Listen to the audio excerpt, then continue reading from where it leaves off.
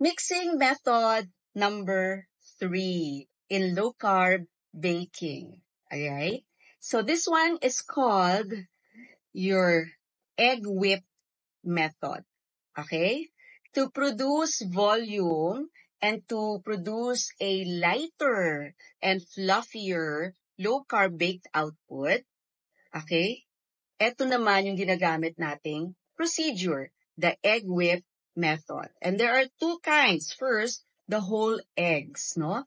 So if the recipe, like some breads, no, call for whip first your whole eggs, then you have to do that first, okay? Because in whipping your whole eggs, you are again incorporating air, okay? Before you use this and incorporate other ingredients.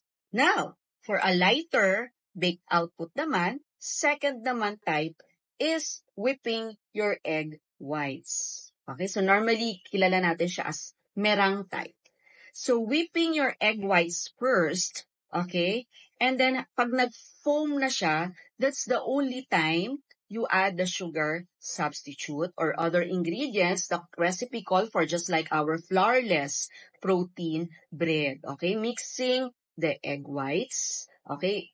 Also in the Brazo de Mercedes or even in our low-carb angel cakes or other protein-based or egg white-based recipes, okay? So, once the egg whites are a bit silky and glossy, you wouldn't want them to be very, very stiff, okay? So once they are silky and glossy, you can add all the sugar substitutes, and then once na stiff na rin siya talaga, medyo stable na rin siya talaga, then that's the time naman the recipe calls for us to add or incorporate other ingredients like the egg white powder or the coconut flour or the other low-carb flours, no? So, there's a proper method for this. And I love this method because the procedure, it makes your low-carb output lighter, no? And of course, delicious.